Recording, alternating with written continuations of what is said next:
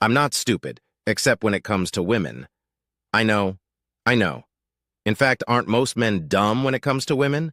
I know some of us think they know about them, that they understand them, but are they really? My guess is no. Like most men, I'm just trying to figure it out and do it as right as I can. Having said that, I guess that's the reason it took me so long to realize that I'm really dumb when it comes to women, and my wife in particular. I saw signs of her disrespect and cheating for almost 5 months before I decided that if there was smoke, there might just be a fire I needed to put out. As the old song goes, we were married in a fever hotter than a pepper sprout. I found Catherine, courted her, and married her within 1 year of college. I was attending Oklahoma State University in Stillwater as a party management major when she randomly came into my life. Okay, my real specialty was hotel and restaurant management. Partying was what I was doing when I should have been studying. I also worked as a bouncer at Eskimo Joe's, well known and popular in college. The bouncers would take turns at different posts in the building to do their jobs. We served visitors at the door, checking IDs and wading through the crowd to make sure nothing objectionable happened. The bar had an upper floor, and one of us was always on duty at the top of the stairs to make sure drunks didn't fall down the stairs. While I was working there, I quickly gained an understanding of the female members of the bar. I learned which ones would fit and which ones wouldn't, and which ones would sometimes fit, and how to identify each one. When I took up my post at the top of the stairs, I had a view of most of the lower floor. I watched from my post on the balcony as the women processed the dumb bastards on the first floor. Some of the women had 2 or 3 poor dumb bastards buying them drinks at the same time in hopes of driving them home or to their cars for some privacy later in the evening. Many young ladies begged drinks from the dumb men just before closing time. There was usually a mass exodus of these women after last call, or a little before. They would pretend to go to the restroom before leaving with the young man who had treated them during the evening to let them pop out the back door that led from the hallway to the restrooms. This, of course, pissed the men off, and many times one of the bouncers had to give them advice to calm them down. I knew which young women played this game regularly, and as a public servant, I would warn my friends and sometimes just a guy I thought was cute and didn't deserve to have nasty things said about him. Others I just let get carried away. Anyway, one Saturday night after a home game, I was working and watching drunks make fools of themselves when this absolute goddess fell into my arms. Drunk was putting it mildly for her. She was completely out of it and claimed she didn't even know where she was. She couldn't find the girlfriends she supposedly came with, but I figured it out.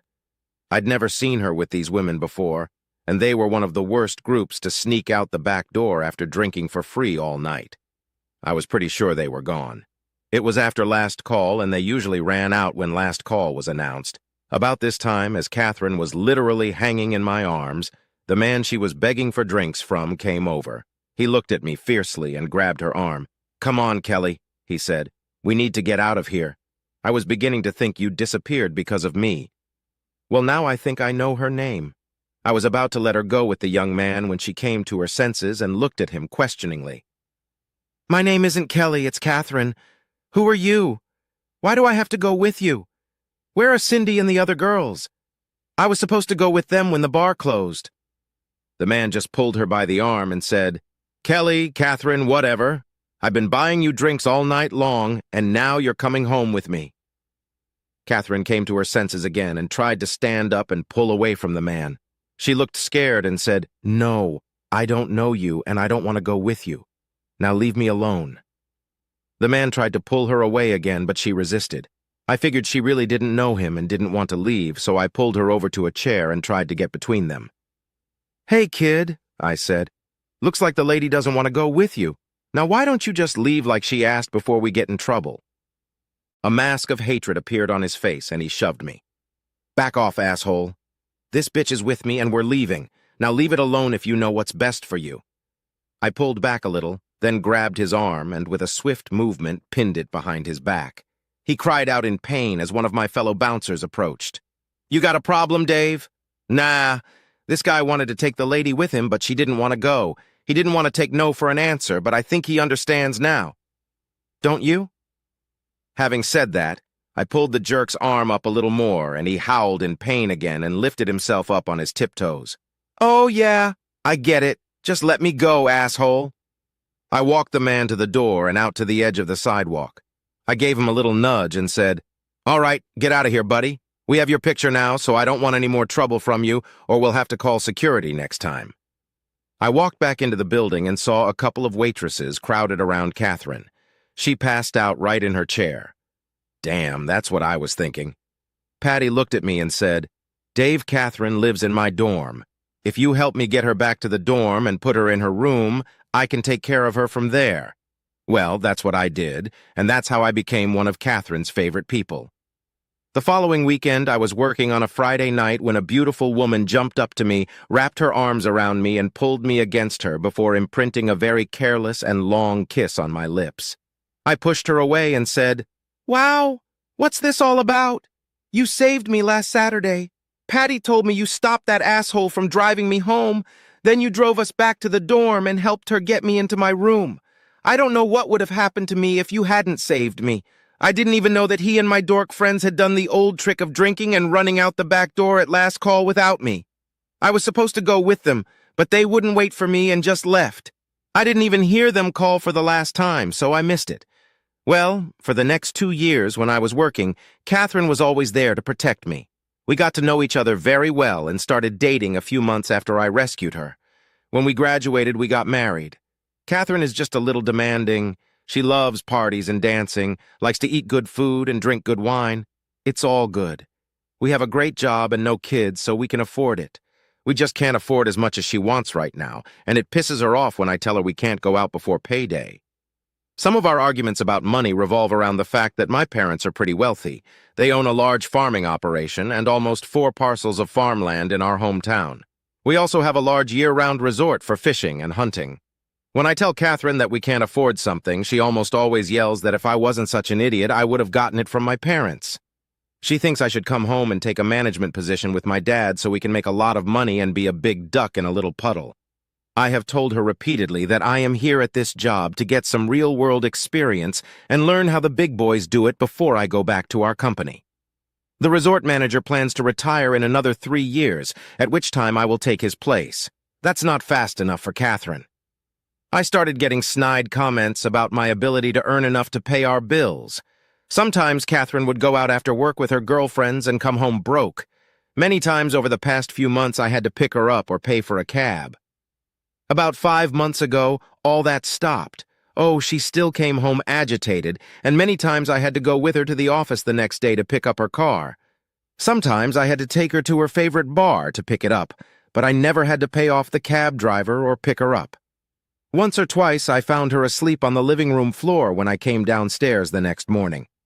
I wondered how she got into the house if she passed out on the floor outside the door. Finally, after some arguing, I decided to find out what was really going on. I did what many men do in a similar situation. I bought voice recorders and put them in Catherine's purse, in her car, and even one in her office hidden under her desk.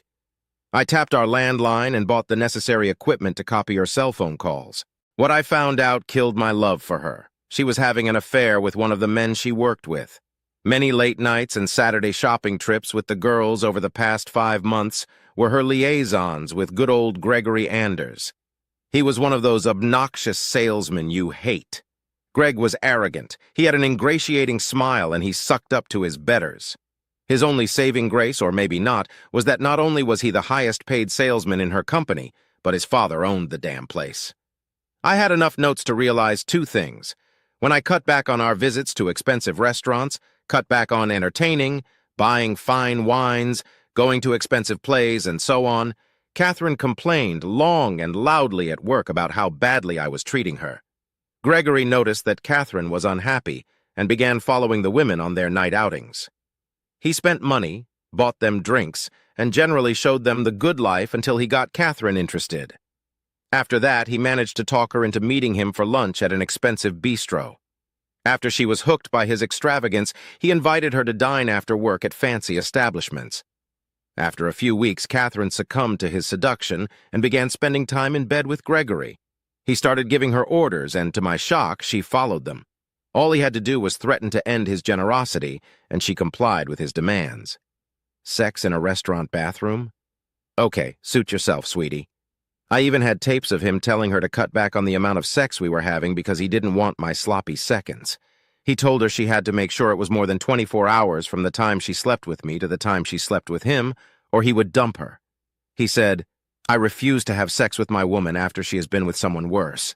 I don't care how you do it, but you have to make sure you are clean before you come to me." Our sex life quickly went downhill and revolved around good old Gregory's trips out of town on sales and Sundays. He was never with her on Sundays, so that quickly became my only guaranteed day of lovemaking.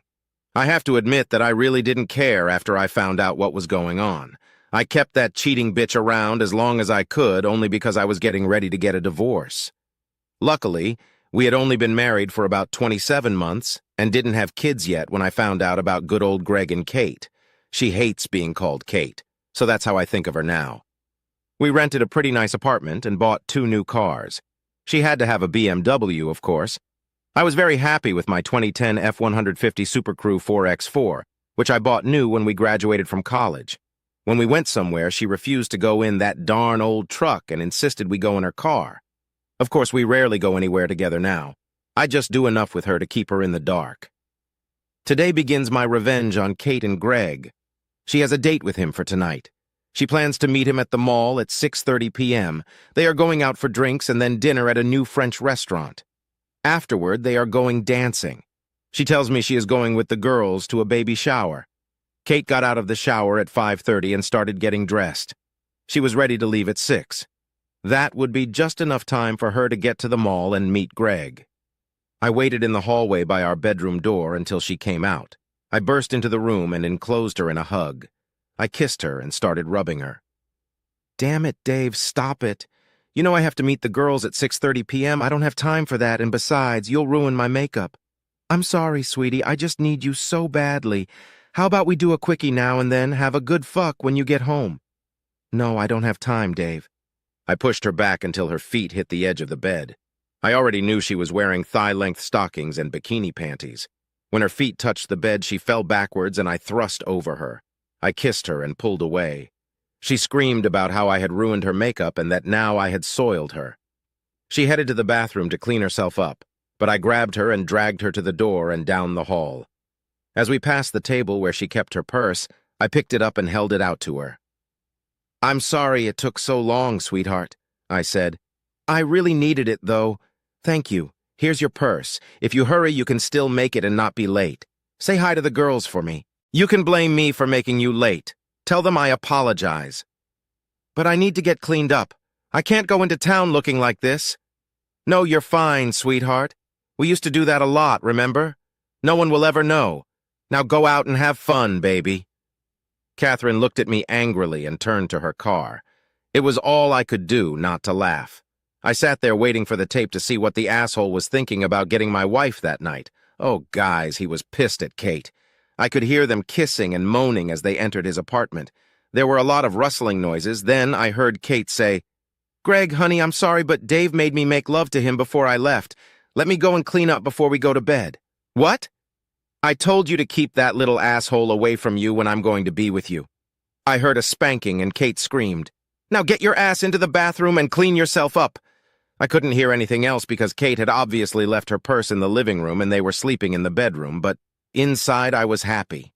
I'd pissed off old Greggy and from the sound of it probably slapped Kate. I didn't see a bruise, so I assumed he had just slapped her. The next 2 times I knew Kate was going to be with Greg, I forced her to sleep with me. In fact, every time she left the house, I tried to leave a charge in her in case she was actually going to meet Greg instead of doing the innocent thing I was told she was going to do. Greg was getting angrier and angrier because Kate kept coming to him after me. He called her a cheater and other horrible names. Almost every time she cried before he roughly took her. It was so awesome.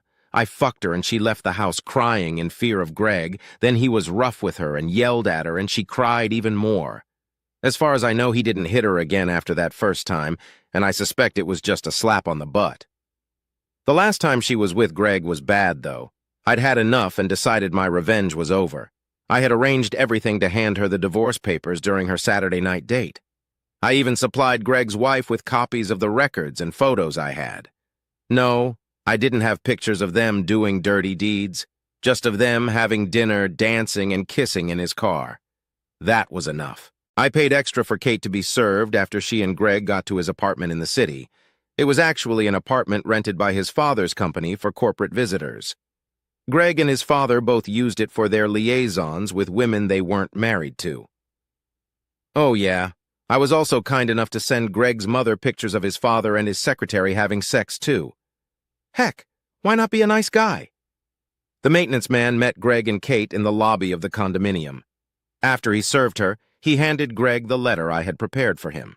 The process server said to Greg, "I have been instructed to give you this letter, Mr. Anders. Mr. Stevens has outlined his actions to you so that you know what has been going on over the past few months and what you can expect the next time you come home." In the letter, I explained the documents I had against him and Kate and that I had provided them to his mother and his wife. I also asked him if he liked getting my leftovers from Kate. I told him that I made sure that every time she came to see him, I sent him a piece of me to play with. I'm afraid Greg got so angry that he hit Kate. He managed to hit her twice before the guard grabbed him and dragged him away. I heard that, and I heard the guard call the police and an ambulance for Kate. I felt sick to my stomach. Yes, I wanted to hurt Kate, but I didn't want her to get hurt physically. I just didn't know that Greg would actually try to beat her up. About an hour later, I got a call from the hospital. They wanted me to come over, do some paperwork, and bring Kate home. I laughed and said, "I'm sorry, ma'am. I can't do that. Kate and I are getting a divorce and she doesn't live with me. Why don't you call her lover and ask him to pick her up?" "Oh, well, I guess I can do that. What's his name?" I gave her Greg's name and phone number. She was quiet for a moment, then said, Sir, I'm sorry, but I can't call Mr. Anders. Your wife is in the emergency room because Mr. Anders beat her badly this evening. I believe he's in jail right now, sir." "Okay, here are 2 more phone numbers. Maybe one of them can help." I gave the phone numbers of Kate's parents and one of her 2 best friends. I don't know who picked her up. I haven't heard from her in almost 4 days. Wednesday night, I left work and found Kate waiting for me at my truck. When she saw me, she slowly got out of her truck and walked over to me. Kate had tears in her eyes as she stopped in front of me. "David, honey," she said, "can we please talk about everything? Please?" "No, Kate, there's not much to talk about. You cheated and I caught you. Now we're getting divorced," I said. "But I don't want a divorce, Dave. Can't we just get it over with? I have nowhere to go. Please, I need to go home, Dave. I promise I'll feel better if you just let me come home and let me make it up to you." "No, that's not going to happen, baby. I heard Greggy had to move into your little love nest. Why don't you move in with him and his daddy? I bet they'd be happy to take care of you." I walked around Kate and got into my truck. When I closed the door, she stood there crying. She didn't move until I was out of sight. Now, here was another thing I didn't understand about women. Kate worked full-time and made almost $36,000 a year. Why didn't she have enough money to rent a place like I did? Why did she move into that damn apartment with Greg and his father? I don't know. What I found out from the police report is that Greg and his father beat her so badly that she died after 3 days in the hospital. She apparently pissed them off when she refused to let them have her alone. She thought she was Greg's mistress, and they would get married after the divorce, according to the statement she gave to the police before she died. Now I really feel like shit. Kate ruined our marriage in search of the good life. I killed Kate with my stupid revenge. I looked up and said, "Bartender, give me another. We gotta get this shit over with." I was floating and the world was spinning, and then a goddamn mule kicked me in the head. There were dozens of people standing over me. I peeked under the goddess's short skirt. She looked down at me. Her face reflected shock, and she fell to her knees beside me. "David, is that really you? Why the hell were you so drunk you fell off your bar stool?" "Patty?" "Yeah, Dave. I'd ask how you're doing, but I don't think you're in any condition to tell me. Let's get you up and see if we can sober you up a little." Patty and one of the bouncers helped me to her cubicle. She gave me coffee. I ran to the bathroom twice to get rid of the coffee and most of my insides. God, I'm glad I don't have to clean up after myself. After a couple hours, I was at least able to talk without too much trouble. Patty demanded an explanation of what I was doing there so drunk. I told her the whole story you just read and said, "So, you see, Patty, I killed her. I don't know what I'm going to do now. I hated her for what she did to me, but I didn't want her dead." Patty sat there in shock. She stared at me with her mouth open, Finally, she put her arm around me and hugged me tightly. Dave, some of what you did was pretty mean, but you did not kill her. That asshole Greg killed her. You couldn't have known he would do it. Patty sat staring off into the distance for a while, then said, You know, Dave, it's partly my fault. I regret now that I never told you about Catherine while we were in college. Even after you started dating, she had her eye on guys. If they had a lot of money or very little and were willing to spend it on her, she would screw them. Often on nights when she wasn't spending time with you at the Joes, she'd go out with some guy with deep pockets. Where do you think she got the money for those expensive clothes she wore? I never told you because you weren't exceptional back then. And I really didn't think you'd fall for her tricks and marry her. Heck, you worked at Joe's and knew what kind of tramps walked around there. I thought you were only after her for her figure like the other guys. So, you see, I'm kind of to blame too. I was sitting there looking at Patty. Even in college, right? Damn, I just don't understand women. I thought we were doing so well. Dave, don't paint all women with the same brush. You know, a lot of us aren't like that. If you use that criteria, I guess I should run away from you because all men are like Gregory, right? Dave, I know that's not true. I've worked with you for 2 years. I know what kind of man you are. How many women have you brought home and put to bed when they were so drunk they could have been raped if someone hadn't taken care of them? Dave, you just need to internalize that women are like men. There are good, decent players, and there are not. There are women players just like there are men. Look for the good ones and do your best. We reason differently than men, it's true, and we're guided more by emotion. But it's not that hard to understand, is it? Patty smiled and pulled my hand. Come on, Dave. Let me take you home. By the way, where do you live? If you're really interested in learning something about women, when all this settles down, I'll give you some lessons on how to understand them, okay?